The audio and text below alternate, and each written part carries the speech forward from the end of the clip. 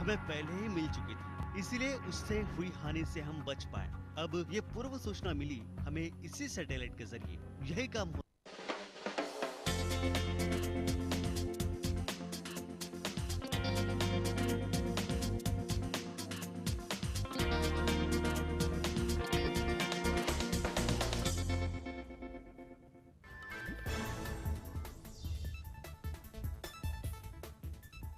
4 राज्यों में चुनाव तिथि का आज हो सकता है ऐलान। चुनाव आयोग की दिल्ली में होगी बैठक।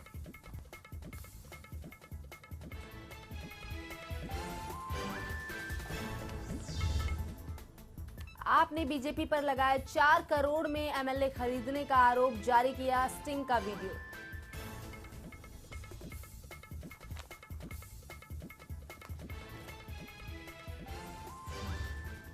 जम्मू कश्मीर में कुदरत का कहर, बाढ़ प्रभावित इलाकों से 23,000 लोगों को सेना ने बचाया।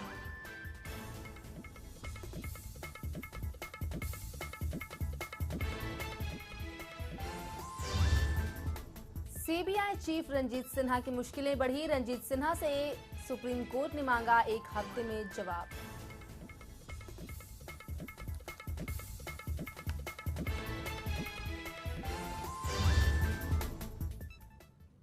नमस्कार, मैं हूं सुधा सिंह और इस बुलेटिन में आप सभी का बहुत बहुत स्वागत है। खबरों की शुरुआत करते हैं। जम्मू कश्मीर में आई प्राकृतिक आपदा के छठे दिन भी राहत और बचाव कार्यों पर जोरों पर है, मगर अब भी कई क्षेत्र जलमग्न हैं। प्रधानमंत्री मोदी ने जम्मू कश्मीर का दौरा किया, वहीं पीएमओ द्वारा जम्मू कश्मीर के लिए 2100 करोड़ की सहायता का ऐलान भी किया गया है। जम्मू कश्मीर आपदा पर पेश है हमारी एक खास रिपोर्ट।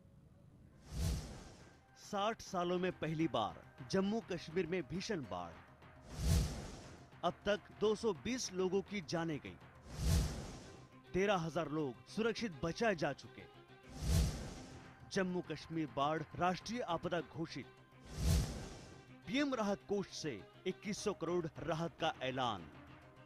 जम्मू कश्मीर में पिछले 5 दिनों तक कहर बरपाने के बाद मौसम में अब थोड़ा सुधार हुआ, लेकिन तबाही का मंजर अब भी बरकरार है। बीते 60 सालों में पहली बार जम्मू कश्मीर में आई भीषण बाढ़ में अब तक 220 लोगों की जानें गई हैं। नरेंद्र मोदी ने भी यहां तबाही का सैलाब अपनी आंखों से देखने के बाद इसे राष्ट्रीय स्तर की आपदा बताते हुए जम्मू कश्मीर सरकार को राहत और बचाव कार्यों के लिए 1100 करोड़ पहले ही दिए जा चुके हैं और अतिरिक्त 1000 करोड़ रुपए पीएम ने यहां का जायजा लेने के बाद राहत और बचाव कार्य के लिए दिए। साथ ही पीएम राहत कोष से 1 लाख कंबल खरीदकर प्रभावितों में बांटने का ऐलान भी किया। पिछले 50 साल में ऐसी मुसीबत न आई हो, ऐसी मुसीबत जम्मू कश्मीर के लोगों पर आई है। जम्मू रीजन में मानव मृत्यु बहुत बड़ी संख्या में हुई है। ये नेशनल लेवल का डिजास्टर है और भारत सरकार पूरी तरह कंधे से कंधा मिला करके यहाँ की सरकार के साथ और आप सबके साथ खड़ी है। इस नैसर्गिक प्रकोप में अब तक करीब 13,000 लोग सुरक्षित बचाए जा चुके हैं। भारत पाकिस्तान सीमांत इलाके से सेना और बीएसएफ के 180 से ज्यादा जवान भी यहाँ एयरलिफ्ट कर लोगों को बाहर निकाल रहे हैं। बिजली पानी के साथ संचार सुविधा पूरी तरह से ठप रहने के बावजूद घाटी में संपर्क नहीं हो रहा है। मौसम साफ होने के बावजूद मां वैष्णो देवी की यात्रा स्थगित कर दी गई। मां के भवन जाने वाले नए पुराने मार्ग सहित भैरव घाटी मार्ग पर जगह जगह भूस्खलन की घटनाएं अब भी घट रही हैं। यात्रा के इतिहास में पहली बार ऐसा मौका है जब खराब मौसम के चलते श्रद्धालु लगातार 4 से 5 दिन तक मां के दर्शन नहीं कर पाए। जम्मू कश्मीर में आई नैसर्गिक बाढ़ के बाद प्रशासन ने हेल्पलाइन नंबर जारी किया है, जो है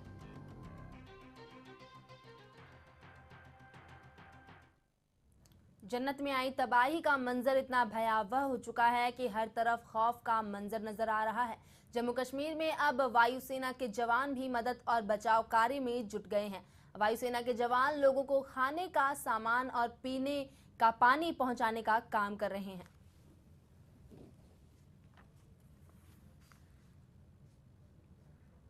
There are two types of operations that will have to be carried out. One is food and water drop, and second is the people who are in distress, who have been trapped, who need to be evacuated.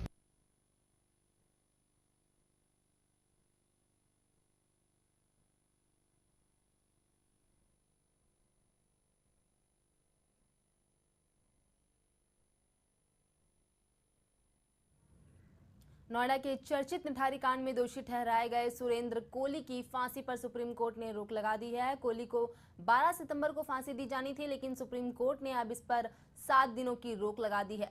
Koli की दया याचिका को राष्ट्रपति पहले ही ठुकरा चुके हैं।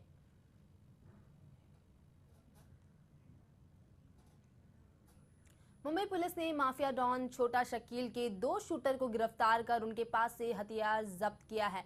उनके एक और साथी को हिमाचल प्रदेश से गिरफ्तार किया गया है, जिसका नाम अजीमतुल्ला अनवर बताया जा रहा है। इसी ने आरोपी मोहम्मद माहिर को जेल से छुड़ाने के लिए 1 लाख रुपए की मदद की थी। धारावी, हिमाचल और उत्तर प्रदेश के कई स्थानों पर भंगार का धंधा भी करता था। ये 2 दिवसापूर्वी गुन्हे शाखेच्या पथकाने छोटा शकीलच्या गँगस्टरना 2 अटक केली होती। त्यांच्याकडून हत्यारं जप्त करण्यात आली होती आणि त्यांनी घडून आणलेला एक हत्येचा कट उधळून लावला होता। त्याच प्रकरणी त्याच्या एका साथीदाराला अटक करण्यात आली आहे हिमाचल प्रदेश येथून। त्याचं नाव आहे अजीमतुल्ला अनवर उल हक खान, ज्यांचं वय 35 वर्ष आहे आणि ह्या व्यक्तीने यातील एक आरोपीला मोहम्मद माहिर या आरोपीला 1 लाख रुपयाची मदत त्याला अटकेतून सोडवण्यासाठी, जेलमधून सोडवण्यासाठी केली होती आणि त्या संदर्भात पोलिसांनी त्याला अटक केली आहे आणि पोलीस त्याच्याकडे अधिक। गणेश विसर्जन की प्रक्रिया चारों तरफ देखने को मिली है। ऐसा ही नजारा राजकोट में भी देखने को मिला, जहां गणेश भक्तों ने नम आंखों से बापा को विदाई दी। हर किसी की जुबान पर सिर्फ एक ही बात थी कि अगले बरस तुम जल्दी आना। यहाँ पे छोटा सा एक तालाब बना हुआ है, हमने वहाँ पे विसर्जन करा है। खास करके ध्यान ये रखा है कि जो मछलियाँ मर जाती है विसर्जन से, जो पीओपी मटेरियल यूज होता है, तो हमने छोटा सा जो तालाब बना हुआ है उसके अंदर ही विसर्जन कर रहे हैं और यहाँ पे कोई जानहानि नहीं हो रही, उसका हम खास ख्याल रखे हैं और हम आशा रखते हैं कि इसी श्रद्धा के साथ गणेश जी अगले साल भी जल्दी से आएंगे। गणेश विसर्जन के दिन पर ये सोच के हमने लोगों ने यहाँ पे विसर्जन किया है कि पौंड में जो प्राणी होते हैं ना वो मर ना जाए, इसलिए यहाँ पे किया है विसर्जन, ताकि और लोगों को कोई प्रॉब्लम। गणेशोत्सव में अनेकता में एकता के दर्शन होते हैं। ऐसा ही कुछ देखने को मिला नांदेड़ जिला के किन्नौर तहसील के सारखड़ी नामक गांव में, जहां गणेश विसर्जन के दौरान मुसलमान समुदाय गणेश भक्तों को चना मसाला और पानी देकर स्वागत करते नजर आए।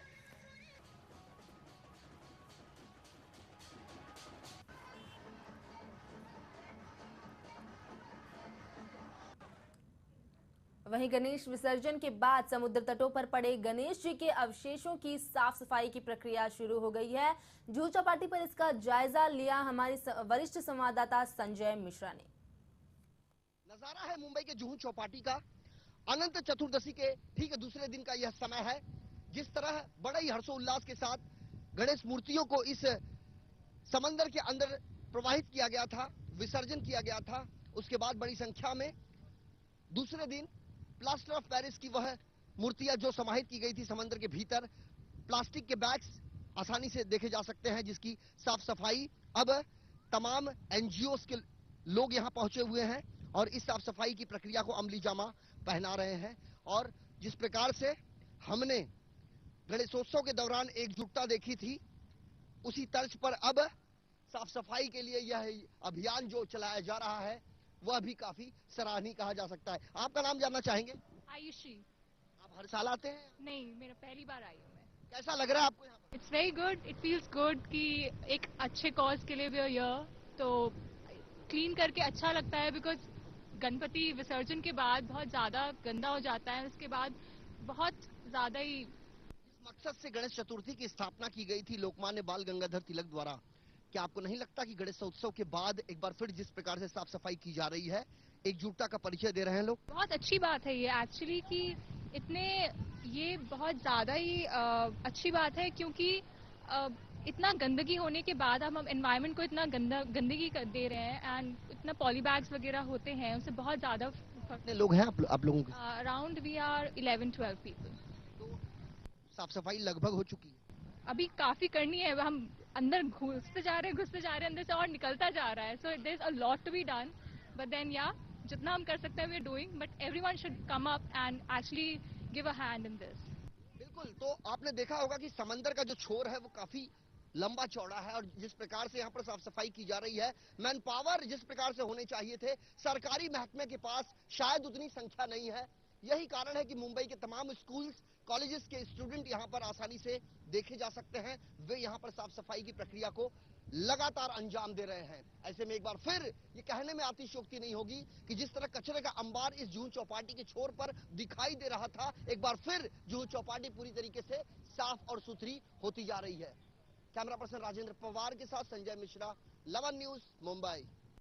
हम खड़े हैं मुंबई के जुहू चौपाटी पर। अनंत चतुर्दशी का दिन बीत चुका है। विसर्जन के ठीक दूसरे दिन का यह दिन है।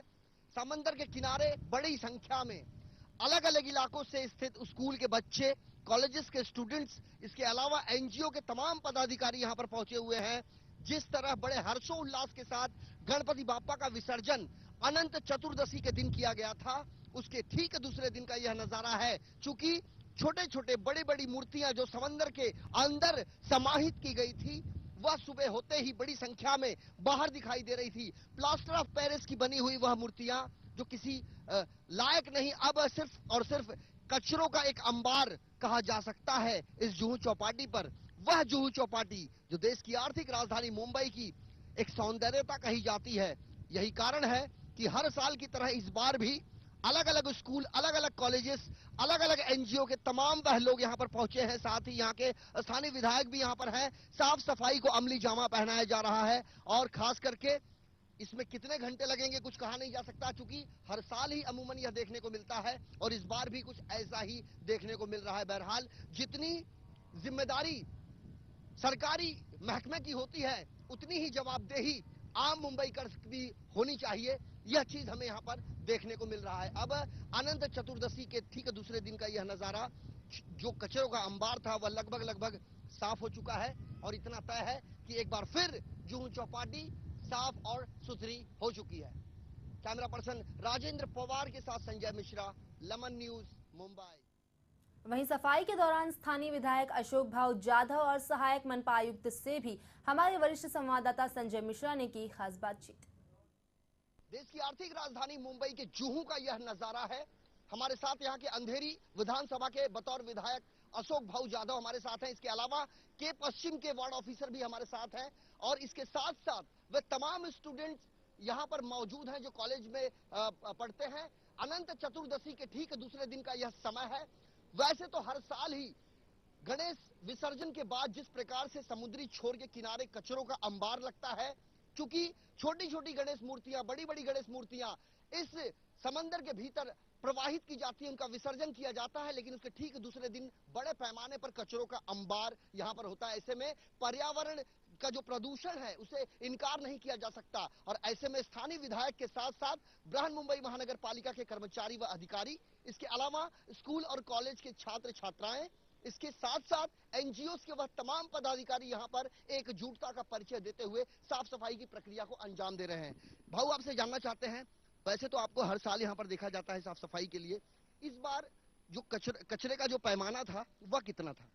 इस बार कचरे का पैमाना ज्यादा था। इसलिए ज्यादा था कि जो भर्ती और ओटी का जो सिस्टम है वो थोड़ा उल्टा हो गया था, क्योंकि 10:30-11 बजे पानी बाहर आ रहा था और जब गणपति छोड़ने का टाइम था तब आधा किलोमीटर अंदर जाके पानी में छोड़ना पड़ता था।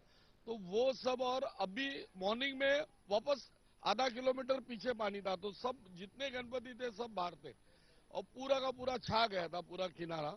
4:30 बजे से बीएमसी खुद वार्ड ऑफिसर तो यहाँ है, लेकिन इन्होंने स्टार्ट किया 4:30 बजे से, जेसीबी, डंपर्स। और ऐसा है कि 10 साल पहले हमने स्टार्ट किया था हंसराज मोरारजी स्कूल और एनएम मिठी भाई से, लेकिन आज जो माहौल देख रहा हूँ, इतना खुश हूँ कि ये चौपाटी आज कई साल से मैं संभालते आया हूँ कि इतना मदद मिल रहा है मुझे स्टूडेंट लोग का, छोटे बच्चों से लेके कॉलेज स्टूडेंट से लेके कॉर्पोरेट जगत के लोग भी यहाँ है, फिर वो निरंकर बाबा का भी है, फिर डॉक्टर अनिरुद्ध डॉक्टर उनके भी ग्रुप यहाँ काम करते हैं और भी एनजीओ काम करते हैं। मैं सबको आपके माध्यम से थैंक्स बोलना चाहता हूँ। क्योंकि आप यहाँ के स्थानीय विधायक हैं, क्योंकि इस समंदर के किनारे हर साल यहाँ कचरा देखने को मिलता है और साफ सफाई भी की जाती है।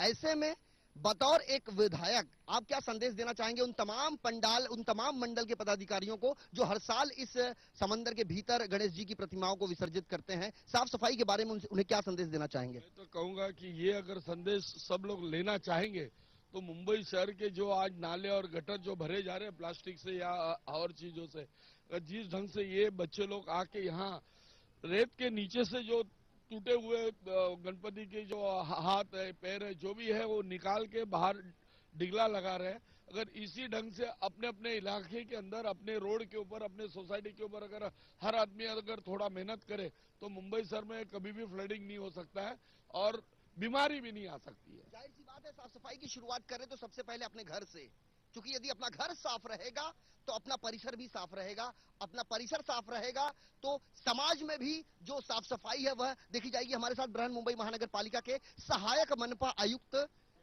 के वेस्ट के हैं, हम उनसे जानने की कोशिश करते हैं। सर, कुल कितनी टीमें लगी हैं यहाँ पर? यहाँ पर कल रात में जैसे ही ओटी को शुरुआत हुई तभी से हमने 5 जेसीबी, 4 कॉम्पैक्टर्स है, 20-25 हमारे डंपर्स है और 150 से 200 लेबरर्स हमारे रात से काम कर रहे हैं। और सवेरे काफ़ी एनजीओ, स्कूल के बच्चे, कॉलेज के बच्चे और कॉरपोरेट हाउसेस, इनके भी 600 से 700 लोग यहाँ पर हमारे साथ में काम में जुट गए थे। तो आपने देखा होगा कि अभी करीबन पूरी सफाई हो चुकी है, थोड़ा बहुत जो अभी ट्रांसपोर्टेशन बाकी है वो हम कर रहे हैं। बिल्कुल, 2.25 करोड़ के आसपास की आबादी आर्थिक राजधानी मुंबई की, और उसे नियंत्रित करने के लिए जो सरकारी महकमा है उसकी जो संख्या है उतनी पर्याप्त नहीं है और ऐसे में कोई भी अप्रिय घटना अब तक नहीं घटी है। इसलिए जो पूरा श्रेय जाता है वह तमाम मुंबईकरों के साथ साथ सरकारी महकमे के उन तमाम अधिकारियों को भी जाता है। हमारे साथ यहाँ पर कुछ स्टूडेंट्स भी हैं, आपसे जानना चाहेंगे आप किस कॉलेज से हैं? सर, हम रोटरा क्लब ऑफ एनएम कॉलेज से हैं और हम सुबह यहाँ पे 6:30 बजे से हम लोगों ने सफाई करना चालू कर दिया है। ये हमारे अभियान का 9वां वर्ष है। तो हमें यहाँ के सफाई करने के बाद जो खुशी मिलती है बीच को वापस इतना ही साफ सुथरा देख के, वो अलग ही खुशी होती है। आपके हाथ में ये फूल है, किसे देना चाहेंगे? हम तो सर के लिए लाए। बिल्कुल, हम चाहते हैं आप दें उन्हें। मैं चाहता हूँ कि प्रोत्साहन इनमें बढ़े और ये मैसेज पूरे मुंबई शहर को जाए कि ये स्टूडेंट क्या कर सकते हैं। अगर ये सोच ले तो चौपाटी ने पूरी मुंबई को भी क्लीन रख सकते हैं। ये मैं चाहता हूँ, इसलिए मैं बिल्कुल बिल्कुल, आपके हाथ में भी फूल है, किसे देना चाहेंगे? मैं तो चाहता हूँ। तो कुल मिला के कदम चूम लेती है खुद बढ़ के मंजिल, मुसाफिर अगर अपनी हिम्मत न हारे। हम अकेले ही चले थे जानबे मंजिल, हम चलते गए, लोग आते गए और कारवां बनता गया। साल 2014 का ये वक्त लगातार फलता व फूलता जा रहा है। जिस उद्देश्य से लोकमान्य तिलक साहब ने इसकी स्थापना की थी, आज भी वह लगातार जारी है और उम्मीद है कि आने वाले दिनों में भी ऐसे ही मुंबईकर्स कंधे से कंधा मिलाकर सरकारी महकमे का सहयोग करेंगे ताकि आर्थिक राजधानी मुंबई की सौंदर्यता बरकरार रह सके। कैमरा पर्सन राजेंद्र पवार के साथ संजय मिश्रा, लमन न्यूज, मुंबई। राजकोट में गणेश विसर्जन के दौरान 2 लोगों की पानी में डूबने से मौत हुई है। यहाँ के नाना मौवा का एक परिवार अपने ही घर में बिठाए गणेश विसर्जन के लिए गए थे और विसर्जन के दौरान ही ये हादसा हुआ, जबकि दूसरे शख्स की अभी तक कोई शिनाख्त नहीं हुई है। ये लड़का है ना, उसके घर ही गणपति का स्थापना की थी और आज उनके ही गणपति विसर्जन के लिए हम जा रहे थे और वहाँ 50 के 60 लगभग हमारी जनसंख्या थी। जो खाड़े थे उसमें जो उनके मम्मी पापा, उनकी बहन, वो सब हाजिर थे और वो गणपति विसर्जन कर रहे थे। गणपति विसर्जन के बाद वो ऐसे हुआ और पानी में गिर गया। पानी में वो लपस गया और निकालने के बाद तुरंत यहाँ ले आया। मुंबई अहमदाबाद हाईवे पर आजकल लूटपाट की बड़ी घटनाएं काफी बढ़ चुकी हैं। बीती रात 3 लुटेरों ने एक बस को पंचर कर हथियारों की नोक पर बस में सवार यात्रियों से 3 से 4 लाख के कैश और जेवर लूट कर भाग निकले हैं। ये घटना पालघर जिला के कासा पुलिस की हद में हुई है। मामला दर्ज कर पुलिस जांच में जुट गई है और 1 माह में लूट की ये दूसरी घटना है।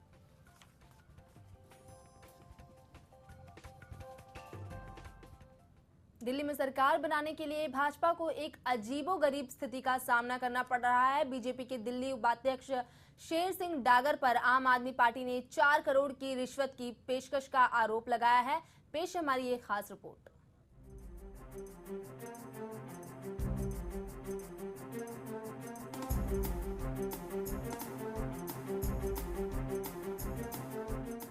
दिल्ली में सरकार बनाने की तैयारियों के साथ भाजपा को एक अजीबोगरीब स्थिति का सामना करना पड़ रहा है। भाजपा और इसकी दिल्ली इकाई के उपाध्यक्ष शेर सिंह डागर पर 4 करोड़ की रिश्वत की पेशकश के आरोप है। पार्टी ने पहले इन आरोपों से इनकार किया था, लेकिन बाद में शेर सिंह डागर को कारण बताओ नोटिस जारी कर जवाब मांगा गया है। आप प्रमुख अरविंद केजरीवाल ने दावा किया कि उनकी पार्टी के संगम विधायक दिनेश मोहनिया को शेर सिंह डागर ने अपने घर बुलाकर 4 करोड़ की रिश्वत का प्रस्ताव रखा। आप पार्टी ने स्टिंग ऑपरेशन की एक वीडियो क्लिप भी जारी की है, जिसमें डागर कथित रूप से रिश्वत की पेशकश कर रहे हैं।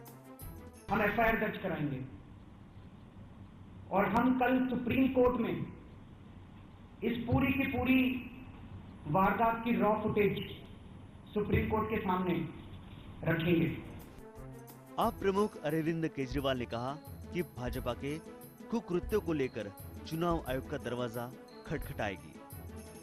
शेर सिंह डागर ने आपके विधायक दिनेश मोहनिया को कहा कि वो भाजपा के टिकट पर चुनाव लड़ सकते हैं।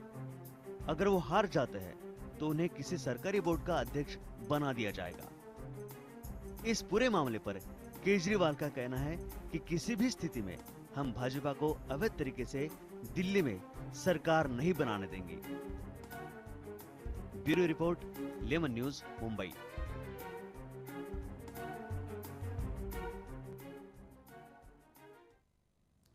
हिंदू लड़कियों को प्यार के जाल में फंसाकर शादी करने और फिर उन पर धर्म परिवर्तन यानी लव जिहाद के मुद्दे पर राष्ट्रीय स्वयंसेवक संघ का विरोध कम होता दिखाई नहीं दे रहा है। संघ प्रमुख मोहन भागवत ने कहा है कि लड़कियों को लव जिहाद का मतलब समझाना होगा और इससे बचने के लिए लड़कियों को जागरूक करना होगा। गौरतलब है कि आरएसएस ने लव जिहाद को आतंकी संगठनों की साजिश बताकर इसका विरोध किया है।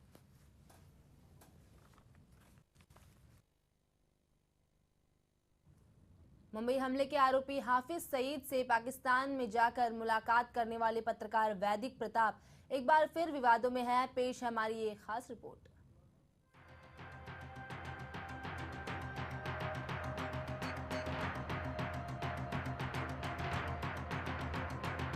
राजनीतिक विश्लेषक वेद प्रताप वैदिक एक बार फिर विवादित बयान देकर सुर्खियों में आ गए हैं। दरअसल अजमेर लिटरेचर फेस्टिवल में शामिल हुए थे वैदिक प्रताप। इस दौरान उन्होंने भारतीय संसद और सांसदों पर आपत्तिजनक बयान दिया है। जिसे मैंने सत्य समझा है उसके लिए मैं लड़ा हूँ, कभी डरा नहीं हूँ। किसी के सामने कोई समझौता मैंने नहीं किया है। जब मुझे किसी ने कहा कि संसद में 2 सांसदों ने मेरी गिरफ्तारी की मांग की, तो मैंने कहा है कि 2 नहीं, 100 भी नहीं, 543 सांसद भी अगर सर्वसम्मति से मेरी गिरफ्तारी का प्रस्ताव पारित करें और कहें कि डॉक्टर वैदिक को फांसी पर चढ़ाओ, तो मैं उस पूरी संसद पर थूकता हूं। मैं उनसे कहूं कि वे चूल्हे में जाएं, वे मूर्ख और बुद्धिहीन हैं। मैं उनकी बात को नहीं मानता। इससे पहले प्रताप ने पाकिस्तान जाकर हाफिज सईद से मुलाकात की थी, जिसके चलते वो विवादों में फंस गए थे। हाफिज सईद मुंबई हमले में आरोपी है। वैदिक ने साथ ही ये भी कहा कि सरकार अगर उन्हें जेल भेजना चाहे तो तिहाड़ जेल में पूर्व प्रधानमंत्री मनमोहन सिंह को भी उनके साथ जेल में रखा जाए। बकौल प्रताप, मनमोहन सिंह ने देश के हजारों जवानों की हत्या के लिए जिम्मेदार परवेज मुशर्रफ से मुलाकात की थी। गौरतलब है कि हाफिज सईद से वैदिक की मुलाकात से देश में काफी विवाद हुआ था और विपक्ष का कहना था कि सरकार की जानकारी के बगैर ये मुलाकात नहीं हो सकती थी, जबकि सरकार ने इन आरोपों को सिरे से खारिज कर दिया था। अब अपने नए बयान के बाद प्रताप फिर से विवादों के कटघरे में हैं।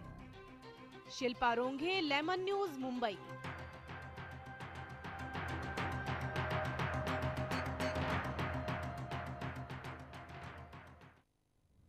अमेरिका संस्था वन का अनुमान है कि हर साल भ्रष्टाचार की वजह से करीब 36 लाख लोगों की मौत होती है। इसी वजह से सालाना 10 खरब डॉलर से ज्यादा पैसा गरीब देशों से बाहर चला जाता है। भ्रष्ट गतिविधियों में गुमनाम कंपनियां और काले धन को सफेद करना शामिल है। इस रिपोर्ट के मुताबिक भ्रष्टाचार निजी निवेश को रोकता है और आर्थिक विकास को कम करता है, व्यापार लागत को बढ़ाता है। रिपोर्ट के मुताबिक अगर सहारा और अफ्रीकी देशों से भ्रष्टाचार से कम किया जाए तो हर साल 1 करोड़ बच्चों को पढ़ाया जा सकता है।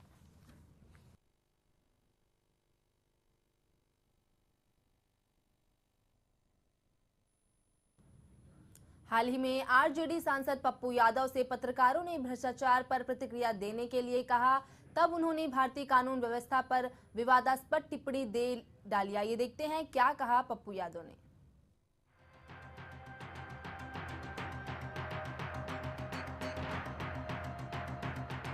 लगता है आरजेडी सांसद पप्पू यादव और विवाद का चोली दामन का साथ हो गया है। तभी तो आए दिन वो कुछ ऐसा बयान दे डालते हैं जिससे कंट्रोवर्सी खड़ी हो जाती है। हाल ही में उन्होंने भारतीय कानून पर विवादास्पद बयान दिया है। पूंजीपति और उद्योगपति का रखेल बना हुआ है। कानून आम आदमी के लिए नहीं है। मेरा व्यक्तिगत मानना है कि कानून वेश्या से बदतर स्थिति कानून। ये विवादास्पद बयान उन्होंने उस वक्त दिया जब पत्रकार उनसे भ्रष्टाचार और अन्य मसलों पर बातचीत कर रहे थे। आपको बता दें कि पप्पू यादव इससे पहले भी विवादास्पद बयानों को लेकर चर्चा में रहे हैं। उन्होंने लोकसभा चुनाव के प्रचार के दौरान लोक जनशक्ति पार्टी के प्रमुख रामविलास पासवान को भी वैश्या कह डाला था। Bureau report, lemon News, Mumbai.